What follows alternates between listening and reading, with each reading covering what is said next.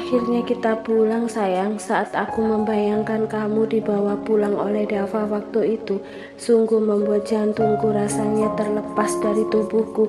Ren tiba-tiba memeluk Zia ketika mereka sampai di kediamannya, di mana pria itu tiba-tiba terkenang lagi saat istrinya ditarik paksa oleh adik iparnya untuk pulang ke rumah. Hatinya benar-benar hancur kala itu. Apalagi aku sayang, sekuat tenaga aku berusaha menjelaskan pada Dava, tapi dia tidak mengindahkan semua ucapanku. Aku stres 2 hari di rumah ibu karena setiap kali aku ingin buka mulut mereka selalu memotongnya. Namun semua tingkah laku kamu, perbuatan kamu, sikap kamu, dan pengorbanan kamu pada akhirnya itu menggugah hati anggota keluargaku. Kamu memang benar-benar suami yang luar biasa. Ren tersenyum, kemudian menarik sang istri ke meja makan, lalu membantunya duduk. Itu tidak seberapa sayang. Rasanya kalau menuruti keinginanku, aku ingin terus memberikan hadiah pada keluargamu. Namun aku juga takut keluargamu nanti akan tersinggung karena terus kucurahi hadiah-hadiah mahal. Sesekali aja sayang, jangan terus-terusan juga. Karena ayahku memang benar, kami bukan keluarga materialistis. Ren tersenyum, iya sayang. Oh ya, kamu mau minum apa? Susu hamil, apa mau yogurt atau jus? Coklat hangat aja deh. Ren mengecup kepala sang istri. Tunggu ya. Pria tampan bertubuh tinggi itu segera membuatkan 2 gelas coklat hangat, lalu kemudian menyajikannya di meja makan dan menyodorkan pada sang istri. Minumlah sayang. Pelan-pelan ya.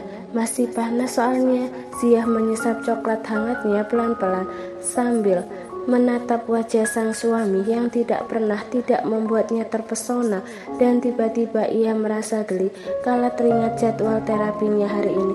Oh ya sayang, kita nggak jadi nih konsul ke dokter Mila, seru Zia tertawa. Ren ikut tergelak kemudian menggenggam tangan sang istri. Untuk apa lagi sayang, kamu sudah sembuh secara alami. Dokter Mila akan segera kuhubungi nanti. Jangan sampai dia menunggu kita. Aku sungguh bahagia kita tidak perlu konsul ke dokter Mila lagi. Semuanya benar-benar keajaiban sayang. Semua itu karena kamu. 2 hari tinggal di rumah ibu dan ayah. Cinta yang kurasakan padamu semakin menggebu-gebu. Apalagi saat kamu berkorban waktu dan tenaga untuk memikat hati anggota keluargaku. Rasa cinta yang begitu menggunung itu yang membuatku tidak merasakan ketakutan lagi seperti waktu itu. Jadi jangan berterima kasih padaku, tapi kamulah yang membuatku begini sayang. Ren meletakkan minumannya lalu memeluk sang istri. Jangan pernah sembunyikan kesedihan kamu ya. Jika ada sesuatu yang mengganjal di hatimu, langsung ceritakan padaku. Jangan dipendam. Aku ingin kamu menjadikanku sandaranmu. Itu pasti sayang. Oh ya, besok rencananya aku akan pergi ke rumah mama. Dan karena aku tidak bisa terpisah darimu, maka aku akan mengajak kamu, tapi tidak akan membiarkan kamu turun. Apa kamu tidak keberatan menunggu di mobil? Aku hanya akan mengunjungi mama sekitar 30 menit saja, karena tidak ada juga yang bisa kuperbincangkan dengan mama. Paling-paling mama nanti akan menggerutu dan membahas soal Ray terus-menerus. Aku hanya akan singgah sebentar, lalu menyampaikan soal resepsi pernikahan kita. Zia mengangguk setuju untuk ikut suaminya. Ia juga tak mau jauh-jauh dari suaminya. Gak apa-apa, aku ikut aja sayang. Ren sungguh gembira. Kamu bisa membaca novel kesayangan kamu di mobil. Aku juga mulai akan menyiapkan aneka makanan dan minuman sehat di dalam kulkas di mobil kita. Wanita hamil harus banyak makan camilan sehat. Aku akan menyiapkan semuanya, sehingga selagi menungguku berbincang dengan mama, kamu tidak akan jenuh setelahnya. Kita mau ngapain terserah kamu. Besok aku belum mau pergi kerja. Kalau jalan-jalan mau nggak? Tawar Zia sumringah. Ren mengurai pelukannya lalu mencuri, kemudian menatap wajah istrinya penuh cinta. Emangnya istriku ini mau jalan-jalan kemana? Zia mengalungkan tangannya pada sang suami lalu tersenyum manis. Aku ingin ke taman bermain. Udah lama aku tidak naik biang lala. Kamu pasti nggak pernah naik biang lala kan? Ren tertawa geli. Ya mana sempat aku naik gituan sayang. Seumur hidupku hanya mengejar pendidikan dan bekerja. Mamaku semenjak menikah dengan papanya Ray tidak pernah memperdulikan aku lagi. Cintanya terbagi pada papanya Ray dan cintanya semakin habis terhadapku ketika Ray lahir. Wajah Sia berubah menjadi sendu. Kamu tidak benci pada adikmu sendiri.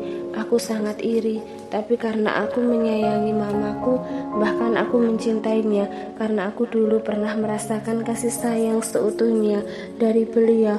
Walau rasa cinta itu sirna ketika mama menikah lagi, aku tetap berusaha mengunci ingatanku saat mama masih menjadi milikku. Aku tidak mau membenci mama dan adikku sendiri sayang. Sia benar-benar takjub melihat ketulusan Ren pada anggota keluarganya, khususnya pada mamanya yang jelas-jelas telah menyakitinya tanpa sadar. Itu bagus, kamu tenang saja. Aku akan menggantikan semua itu sayang. Kasih sayang dan cinta menggebu-gebu akan kamu dapatkan dariku dan anak-anak kita kelak. Ren kembali memeluk sang istri posesif, merasa bahagia bisa mendapatkan cinta dari wanita yang sangat ia gilai ini. Kamu benar, aku hanya akan fokus pada kamu dan anak-anak kita. Bakti tetap akan aku lakukan pada mamaku. Kasih sayang tetap akan aku berikan pada mama dan adik satu-satunya yang aku miliki. Namun pikiranku hanya akan aku fokuskan padamu. Prioritasku adalah kebahagiaanmu dan anak-anak kita nanti. Kemana aja kamu? Kok nggak pulang-pulang? Kamu nggak tahu kalau mama benar-benar pusing memikirkan adik kamu yang liburan ke Paris dan tidak tahu kapan mau kembali. Mama sudah berulang kali menghubunginya dan berniat menjodohkannya dengan wanita lain. Tapi kenapa dia masih terus memikirkan wanita itu sih? Kembali, Ren harus menelan kenyataan pahit. Sang mamah bahkan tak terpikir untuk mengajaknya duduk dulu dan menanyakan kabar tentangnya, tapi langsung mengoceh panjang lebar tentang anak kesayangannya. Ma, aku ini baru sampai.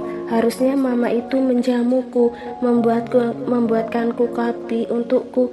Aku juga sudah rindu sama kopi buatan mama. Ah iya, maafkan mama. Mama terlalu emosional memikirkan adik kamu. Sang mama kemudian menarik tangan Ren ke meja makan, lalu membuatkan kopi favorit putranya, kemudian mempersilahkannya untuk meminumnya. Minumlah, mama masih banyak yang harus diceritakan.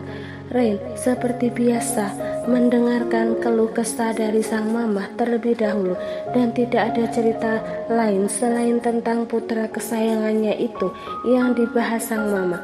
Setelah unek-unek di hati mamanya usai, akhirnya Ren menyampaikan hal terkait Ray. Ma, sebaiknya mama berhenti mencampuri urusan Ray. Biarkan dia memilih wanita yang ia cintai. Mama tidak mau dia salah pilih Ren.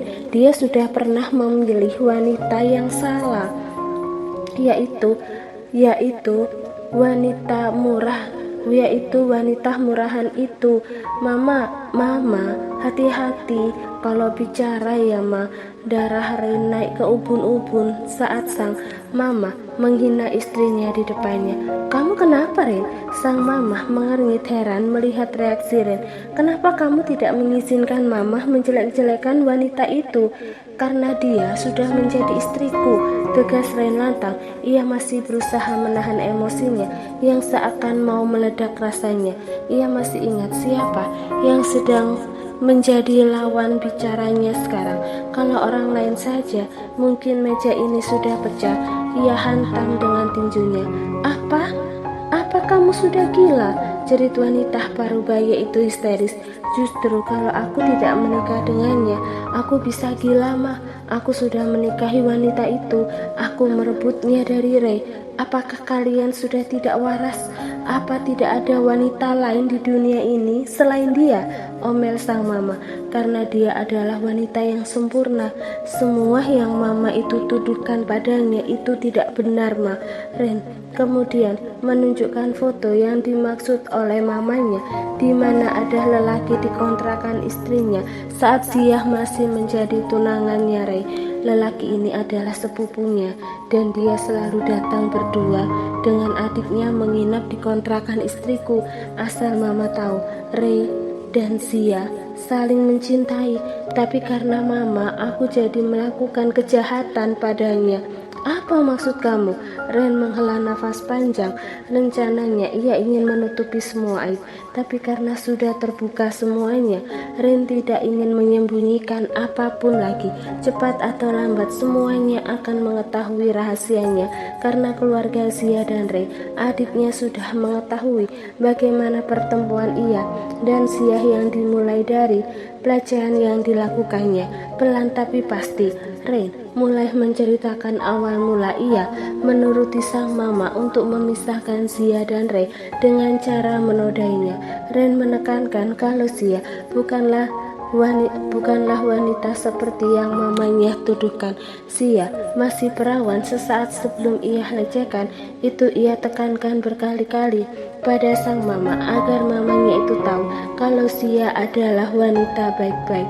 Lalu Ren menceritakan betapa tergila-gilanya ia pada Ziyah. Rasa bersalah di awal kejadian malah menimbulkan percikan-percikan cinta yang begitu menggebu di hatinya.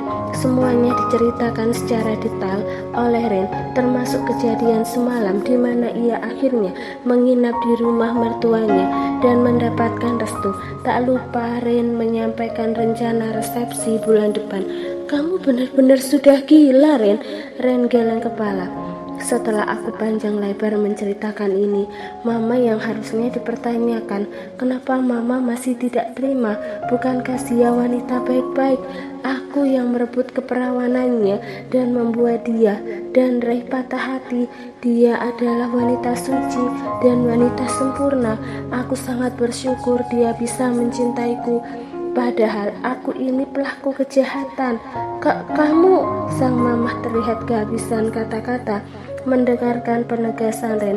Pria tampan itu selalu menyesap habis kopi buatan sang mama, lalu berdiri dan kembali menegaskan soal rumah tangganya. Aku datang ke sini hanya untuk memberitahu itu, Ma. Terlepas Mama setuju atau tidak, aku tidak peduli. Yang jelas Mama tahu siapa aku kan. Aku tidak akan izinkan Mama mengobrak-abrik rumah tanggaku. Aku bukan Rema. Aku bisa melakukan apa saja untuk melindungi orang yang sangat aku cintai. Kamu mau melawan Mama? Ren menggelengkan kepalanya. Mana mungkin aku melawan Mama, apalagi menjadi anak durhaka. Aku hanya ingin menyampaikan kalau aku sudah menjadi suami Ziyah. Aku tidak meminta Mama untuk segera akrab dengan istriku. Cukup terima saja. Aku kan bukan Rema. Tak masalah bagiku menikahi Ziyah. Aku juga tidak bisa menggeser cinta Mama pada Ray, sehingga tidak akan ada masalah bagiku untuk menikahi istriku dan membahagiakannya. Sang mamah terlihat terpaku, meresapi semua yang dikatakan Ren padanya. Sedetik kemudian Ren memegang tangannya lalu mencium pipinya.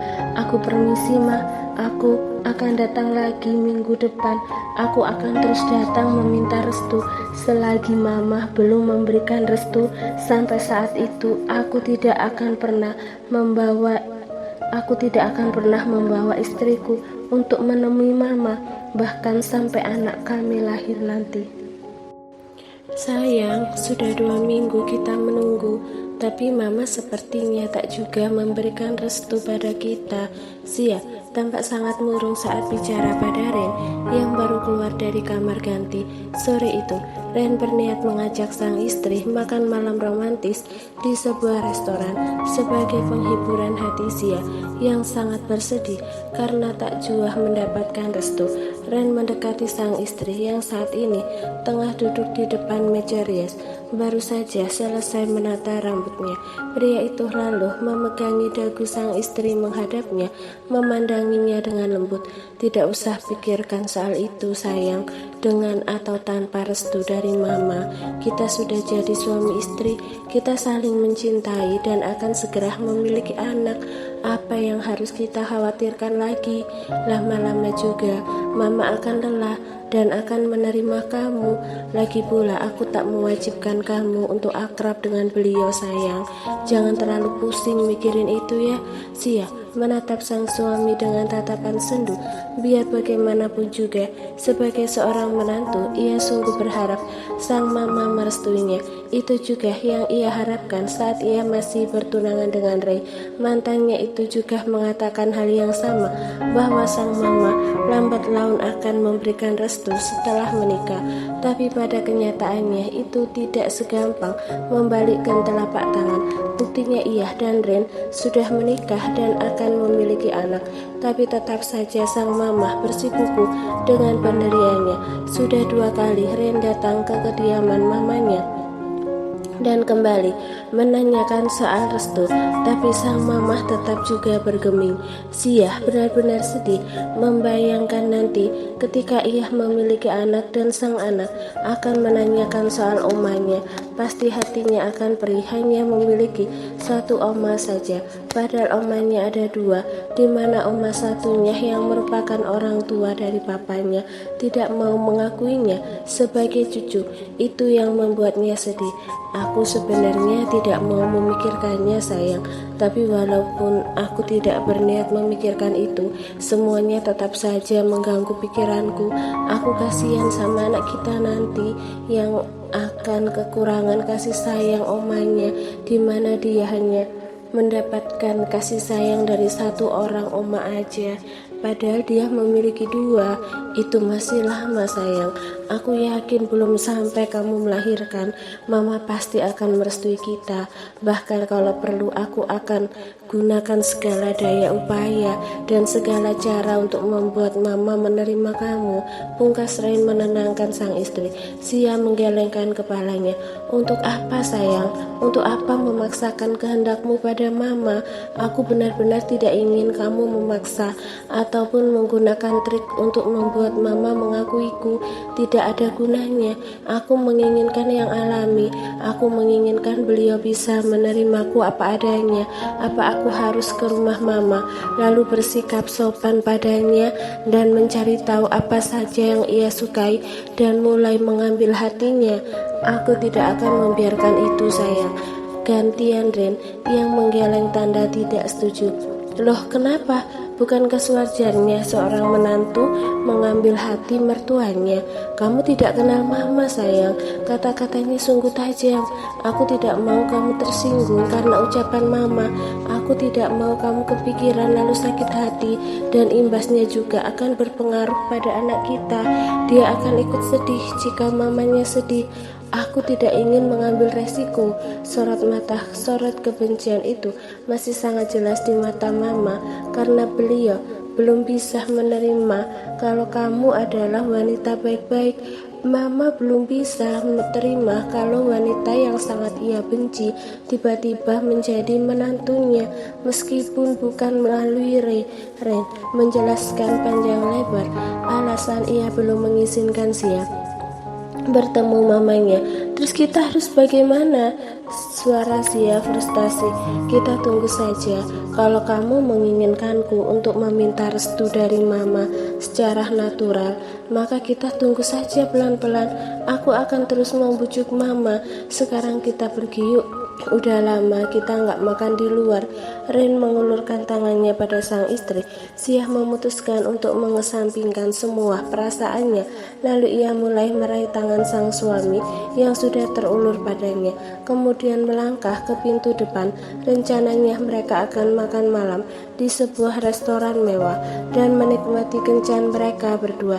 Namun betapa terkejutnya Sia ketika ia membuka pintu dan mendapati adiknya dan juga sepupunya sudah berdiri di sana. Suara riang dari Dika pun membuyarkan keterkejutan Sia. Sepupunya itu tiba-tiba mendekat dan seperti biasa pasti akan merangkul dan memeluknya. Sayangnya, belum sempat Dika melakukan itu, tiba-tiba saja Rin menangkap pergelangan tangannya, lalu memelototinya dengan kesal. "Jangan sembarangan merangkul dan peluk-peluk istri orang dong.